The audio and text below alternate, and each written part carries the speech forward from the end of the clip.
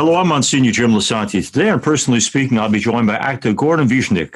Goran is best known for his role as Dr. Luka Kovac in the Emmy Award-winning hit television series ER, and he currently stars in the new film Fatima, based on the 1917 Our Lady of Fatima events. Please stay with us.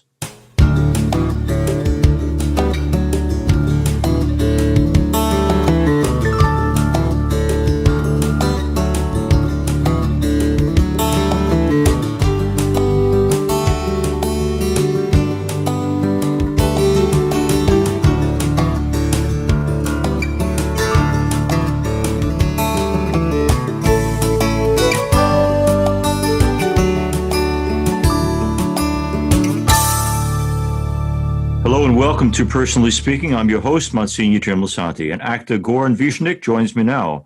Goran stars in the new film called Fatima, a version of The Miracle of Our Lady of Fatima. He is best known for his role as Dr. Luka Kovac in the Emmy Award-winning medical drama ER. Goran was recently seen in Amazon's The Boys, Timeless, and This Is Us, as well as on ABC's Red Widow and CBS's Extant. His film credits include Asthma, The Counselor, The Girl with the Dragon Tattoo, and Beginners. The Croatian-born actor began his career starring as the lead in Hamlet in the internationally acclaimed Dubrovnik Summer Theater Festival in Croatia, and his performance earned him an Orlando Award, Croatia's equivalent of the Tony Award. In Fatima, Goran plays Arturo, the mayor of Lucia's hometown, who does not believe the three children who report visions of the Virgin Mary. Goran says the message at the heart of the film is quite simple. Quote, as human beings, he writes, we have to be good to each other. It's a message that was needed then, and more than 100 years later, is so important today in bringing peace into our families, our communities, and our world. Joining me now, I'm so pleased to welcome to Personally Speaking, the actor Goran Višnjić. Goran, welcome to our show, and I want to get it right. Goran Višnjić, am I saying it right? That's pretty close. Pretty close. And by the way, our listeners can't see this, but how long is that great mustache growing on you? I just actually got rid of my full beard, so This is just a leftover. But it was just, I'm in Croatia, it's really hot. I even had the long hair for this job that I was kind of hoping to get. And then one day I woke up and I just said, you know what, I'm done with it. I cut off the beard, cut off the hair. So this is just a leftover. Now, let me ask you, I'm told that you're now living pretty much full-time in Europe? Yes. How could you leave our beautiful USA? Because I'm traveling so much that I really can't even say I'm living someplace, in one place. I'm in Croatia now, visiting my mom and dad. My kid's been here for 2 months because we were just completing a move from Los Angeles to England. And it all happened during the virus time. So it was really weird. We sent the container to England. And then basically for 5 months, when virus happened, we were like without our things. So kids were going on Zoom school, sitting on cardboard boxes. They were sleeping on the floor for 5 months, because all our stuff were waiting for us in England. It was really kind of If I knew you were suffering, I would have had a collection in my church. Let's send clothes to Goran and his wife. Wasn't that? Now, for our listeners around the country, one of the reasons we're talking to Goran is to talk about this movie, which is called Fatima, obviously about Our Lady's appearance at Fatima. You play Arturo, the mayor of Fatima. Can you tell us something about your character? Are you one of the good guys or one of the not so good guys for the children? Well, I mean, look, it's very difficult to play good guys, bad guys in this case. If you think about historical situation in Portugal during the First World War, government was really opposing the church. Right. It was a very, very difficult time to be a churchgoer because government was trying to portray believers as people who were against technology, against the improvement. Right. So it was a really tough time. There were even some church closures and stuff like that. So when the kids start telling the story, what happened to them and, what they saw and everything, Arturo is trying to get to the bottom of it. Are the kids just playing or not? Even the bishop and the church, they're trying to see, are the kids serious? This really happened or no? And then when people actually start really believing in, and when kids were,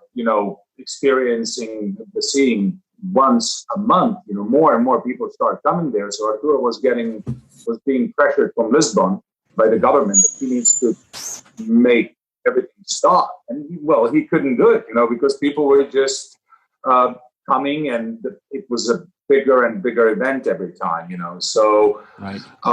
He was definitely a guy between a rock and a hard place, because his wife was actually telling him, look, man, you need to let it go. What's wrong with this? It's a message of peace and love. Why are you trying even to stop it? And, he was a government guy. He was trying to do, the best what he could. Funny thing is, after the final miracle, the miracle of the sun, right. Arturo disappears from the public eye. You can't find him in historical records any longer. He stops being a mayor. He obviously seen something. He experienced something on that day because he was there during the miracle of the sun. And, he just stopped being in politics and everything. He just disappeared. He never said publicly, okay, I'm a Catholic, I'm a believer now. Mm-hmm. But it was kind of obvious in a way, because he really he decided, he wasn't on the right side, probably, Okay. Goran, coming as you do with a Croatian background, what is the predominant faith in Croatia, and how strong is it? It's Catholic, pretty strong, and yeah. And you had the experience of living through the war years, did you not? Yes. And how did that impact on the country? Well, wow, that's a part of much bigger conversation. It's like it was a very complicated time, and it was tough. Look, every war is tough, and it wasn't the best part to be living there. Right. But what I like to say is now Croatia is really in a good shape, minus the virus, let's say before everything, the tourism was really going great, and it's a really beautiful country with so many natural beauties, so many architectural beauties. For example, like our cathedral in my hometown is a UNESCO's monument, for example, because of it's the only cathedral built only with stone. There is no wood or metal used in building, So it's a very famous building, actually, in the world. Mm-hmm. It's UNESCO's monument. And the country is, it's really pretty. I'm glad to hear that. Yeah. My generation would have remembered President Tito and the concept of Yugoslavia. And I guess for those of us who are from another country, we can never understand why when he disappears from the scene, everything seems to fall apart. What did he have that held everything together, or was it forced? Well, I mean, it was kind of semi-forced. You see, I did a movie, Welcome to Sarajevo, more than 20 years ago. Yes, I remember. Beautiful film, powerful. And then people would ask me all these questions. And one of my answers was, look, if we're going to really go in that direction, I would need the geopolitical maps of Europe for the last 300 years. Right. But bottom line is, when Christianity split in half, it happened exactly through the middle of Yugoslavia at the time. You get Croatia and Slovenia were Catholic countries. Serbia, Macedonia, and Montenegro, they became Eastern Orthodox. Turks came into the area. They conquered the Bosnia parts of Serbia. So now in Bosnia, you have a Muslim religion because the Turks were there for a couple of hundred years, a couple of centuries. So that area was such a religious turmoil. But during that time, like Croatia and Serbia never went in war. Actually, we helped each other and stuff like that because we were always separate entities, separate nations, separate countries.